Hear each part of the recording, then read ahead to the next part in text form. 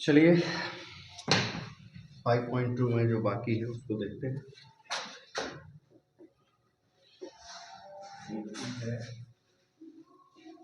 Class 10th का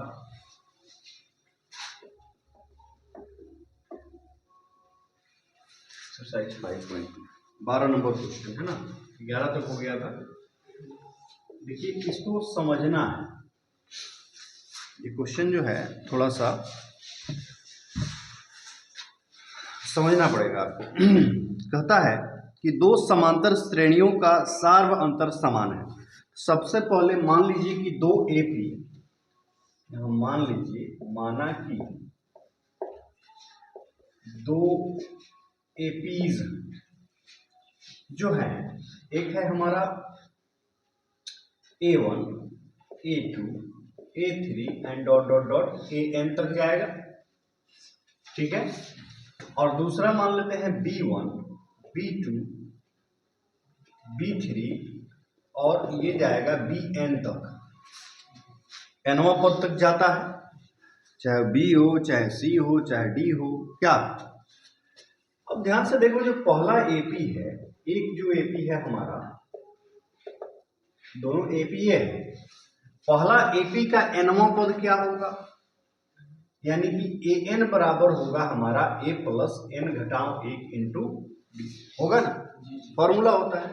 लेकिन यहाँ इसका जो A है वो A1 है, तो हम यहाँ A1 लिख देते हैं, कोई दिक्कत नहीं होना चाहिए।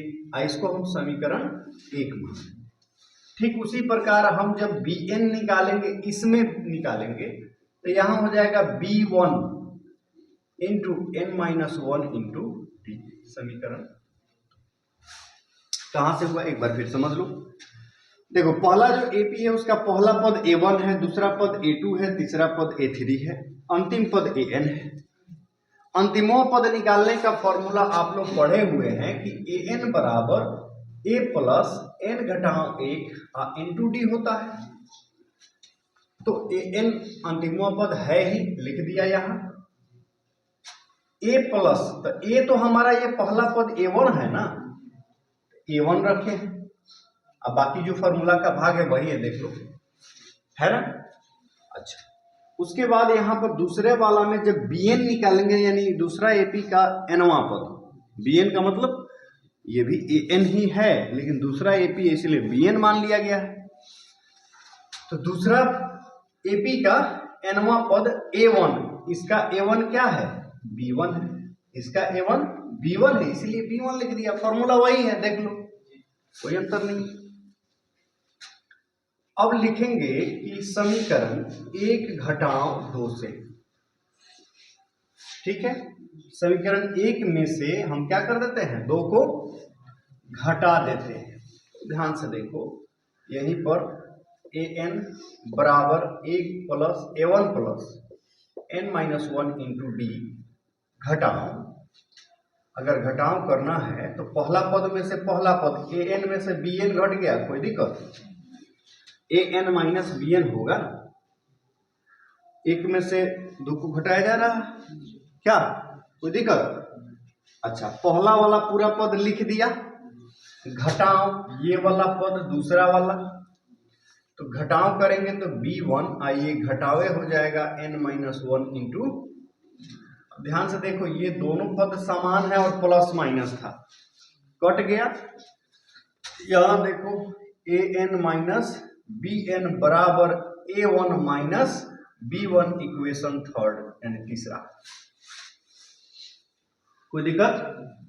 यानी कि इससे यह प्रूफ होता है कि AP के n पदों का अंतर माने घटा, और AP के पहले पदों का अंतर बराबर है, आप n के बदले में कुछ भी रख दें, चाहे वो 100 रख दें, चाहे वो 1000 रख दें, चाहे वो 1,00,000 रख दें, ठीक है। चलिए, किंतु दिया गया है, प्रश्न में दिया गया है कि किसी AP के 100वें पदों का अंतर 100 है। 100वें पदों का अंतर कि A 100 माइनस B 100 बराबर ये कितना है हमारा 100 है, इक्वेशन 4। किताब में दिया गया है आपके सवाल 12 नंबर में कि एपी के 100वें पदों का अंतर देख लो, 100 का पहला 100 का दूसरा घटाओ 100 बराबर 100 आ रहा है ना। अब ध्यान से देखो समीकरण 3 और 4 से, समीकरण 3 और 4 से आंसर आ चुका है, बस आपके समझने की देरी है।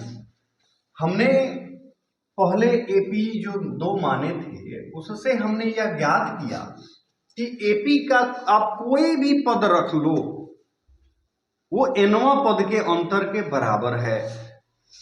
एकवां पद का अंतर और nवां पद का अंतर, तो n के बदले में दोनों जगह अगर सेम n रख दें, बात समझ रहे हो। 3 और 4 से निष्कर्ष निकलता है कि an माइनस बी एन बराबर a1 माइनस b1 बराबर a 100 माइनस b 100, अब बराबर क्या आएगा 100 आएगा। हमको कोई दिक्कत नहीं है लिखने में, क्योंकि पहला पद है एक है ना, n है, n का मतलब हुआ कि नेचुरल नंबर, वो जहां तक चला जाए उसकी कोई अंत नहीं है। तो nवें पद का अंतर और पहला पद का अंतर बराबर है, चाहे यहाँ 100 रखे, चाहे 1 लाख रखे, चाहे 1 करोड़ रखे। तो 100 जो है 1 और n के बीच में ना 100 आता है, 100 जब बीच में आता है तो इसीलिए 100 भी इसके बीच में है और इसका अंतर कितना है 100 है।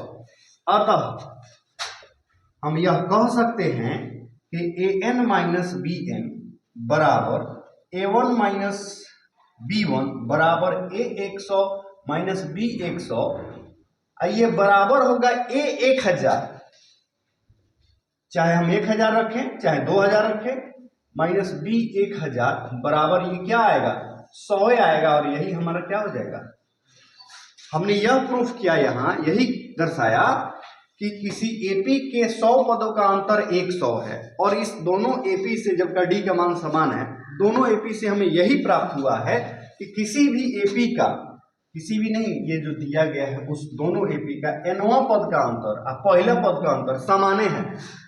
तो 100वां पद का अंतर इसके समान है, तो 1000वां पद का अंतर भी इसके समान है, और वो क्या है 100 है। और यही हमारा क्या हुआ आंसर। कोई दिक्कत नहीं होना चाहिए। आइए 13 नंबर क्वेश्चन देखते हैं।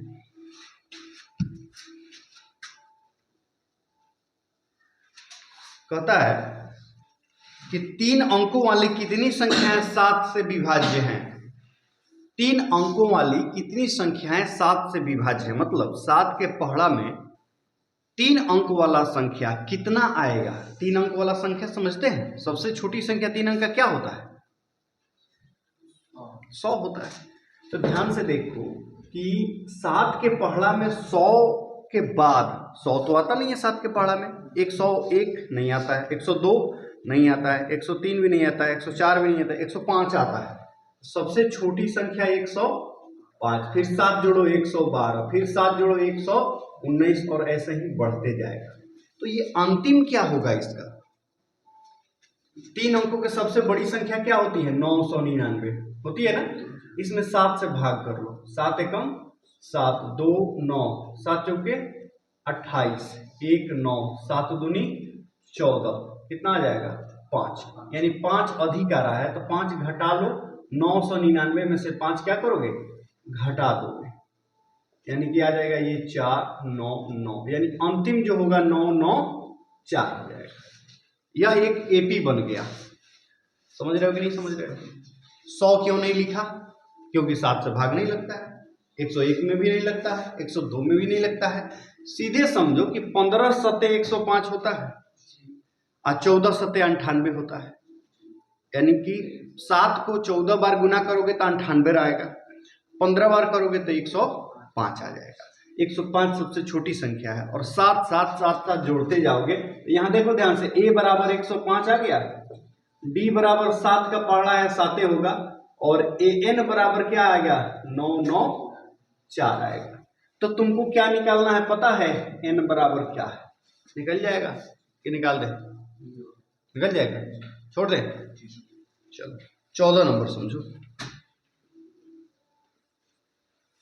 14 नंबर सवाल कहता है 10 से 250 के बीच 4 के कितने गुणज है, माने 4 के पहाड़ा कय गो है 10 से लेकर के 250 के। एक बात बताओ, 10 में 4 से भाग लगता है, 11 में, 12 में लगता है, तो यानी ये हो गया हमारा 12, 16, 20 डॉट डॉट डॉट डॉट, और अंतिम क्या होगा, 250 में 4 से नहीं लगता है, तो 4 से भाग कर लो, 4 छक 24, 1 0, 4 दूना 8, 2 ज्यादा है यानी 250 से 2 घटा ले तो पूरा पूरा भाग यानी 248।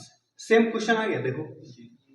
तो यहां भी a बराबर क्या है बताओ, b बराबर सॉरी b नहीं d बराबर 4 और an बराबर क्या है 48। तो n का मान निकालना है तुमको। n बराबर व्हाट, फॉर्मूला है an बराबर a plus n minus 1 into, formula है ना जी, an बराबर a plus n minus 1 into D. इसमें ये निकालना है, बाकी ये तीनों दिया गया है। सेम फॉर्मूला यहां आप लगा दोगे, निकल जाएगा, कोई दिक्कत। आगे बढ़े, 15 नंबर सवाल कहता है कि n के किस मान के लिए दो समांतर श्रेणी के nवें पद समान होंगे। दो गो एपी दिया गया है, एक 63 65 67, एक है 63 65 और डॉट डॉट डॉट डॉट। इसमें ध्यान से देखो, a बराबर है 63 और d बराबर है 65 में से 63 घटाओगे तो डायरेक्ट आ गया। अच्छा, दूसरा वाला एपी है 3 10 17, 3 10 17 डॉट डॉट डॉट। a बराबर कितना है 3 है, अच्छा d बराबर 7 है। चलो 10 में से 3 घटा लिए हो गए, 7 आ गया, ठीक है। कहता है कि इसके दोनों का nवां पद समान आएगा तो वो n क्या होगा, अर्थात ये दो एपी जो है, तो पहला वाला एपी है यानी कि an दोनों का समान, an बराबर इसका वाला an, कैसे पहचानोगे किसका an कितना है। एक काम करते हैं, दोनों को दो भाग में बांट के अब इसका हम an निकाल लेते हैं। an बराबर होता है a प्लस n घटाओ 1 इंटू डी होता है। एक काम करो, इसको अभी लिखबे मत करो, पहला वाला एपी जो है उसका an निकाल लो, पहले यहीं पर निकालो। an बराबर a प्लस n घटाओ 1 इंटू डी। an हमें मालूम तो नहीं है, तो an बराबर a का मान है 63 प्लस n घटाओ 1 और d हमारा है 2, ठीक है। चलो बराबर 63 प्लस 2n माइनस 2 लिख सकते हैं। इस 2 से दोनों में गुना कर दिए, कुछ नहीं किए, ठीक है। तो हो जाएगा 63, आप 63 में से 2 घटा लो, कितना हो जाएगा 61 हो जाएगा, अब प्लस 2n, ये पहला वाला an आ गया इक्वेशन, ठीक है। अब दूसरा एपी लिखो, दूसरा एपी है 3 10 17 डॉट डॉट डॉट। अब यहाँ a बराबर तो 3 है और d बराबर क्या है 7 है, तो इसका an क्या हो जाएगा a प्लस वही n माइनस 1 इंटू डी बराबर a कितना है 3 अब प्लस n माइनस 1 और d कितना है, कोई दिक्कत है, बराबर 3 अब प्लस 7 से n में 7n, 7 एकम 7, घटाओगे तो 3 में से 7 तो घटेगा नहीं, 7 में से 3 घटा के माइनस लगा दो, अर्थात 7n माइनस 4, ये हमारा दूसरा n का वैल्यू हो गया और इक्वेशन क्या हो गया 2। और ध्यान से देखो, दोनों an है ना, और ये दोनों पद कब समान होगा, जब ये दोनों समान होगा, वैल्यू समान होगा तबे ना समान होगा जी। तो 1 और 2 से, क्योंकि an बराबर हमें an लाना है, क्योंकि हमें उतना क्या करना है लाना है, इसीलिए इसका राइट 1 और 2 से क्योंकि दोनों पद समान लाना है हम लोगों को, तो इसका RHS बराबर कर दो, अर्थात ये वाला भाग और ये वाला भाग, ये दोनों इक्वल हो गया। तो ये हो गया हमारा क्या, 61 माइनस की प्लस है 2n बराबर इधर 7n माइनस क्या, कोई दिक्कत।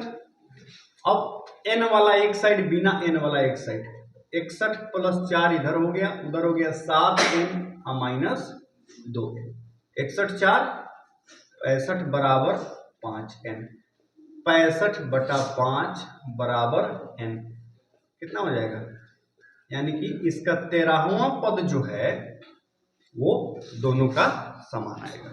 कोई दिक्कत, कोई दिक्कत नहीं। 16 समझ लो, 16 नंबर इसका, वह एपी ज्ञात कीजिए जिसका तीसरा पद 16 है। ध्यान से देखो, A3 बराबर कितना है 16, इसका मतलब क्या हुआ, a प्लस 2d बराबर हो गया 16, इक्वेशन।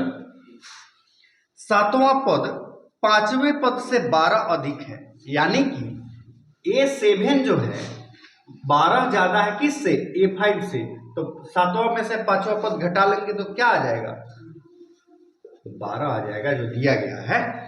सातवां पद को लिखते हैं a plus 6d minus a minus 4d is equal to 2। यहाँ माइनस दोनों क्यों हुआ, समझ में आ रहा है कि नहीं आ रहा, यहाँ माइनस था ना, तो कोष्ट देकर प्लस देते और ये दोनों क्या बन जाएगा, माइनस बन जाएगा। और यहाँ a से a 6 में से 4 गया, 2d बराबर 12 और d बराबर 12/2 बराबर कितना 6। अब d का मान इक्वेशन 1 में रखो,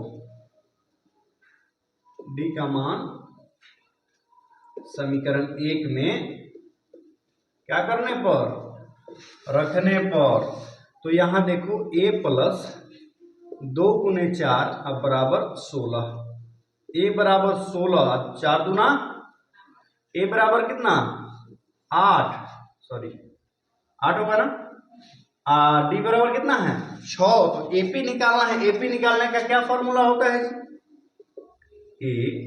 a plus d, a plus 2d, a plus 3d and dot dot dot AP बन जाएगा। तो a का मान 6, पहला पद 6 नहीं 8, और दूसरा 6 8 14, तीसरा 2 में d से गुना करके ये जोड़ देंगे तो AP नहीं निकल जाएगा, क्या निकालो, निकल जाएगा, ठीक है। देख लो, इसे उतार लीजिए।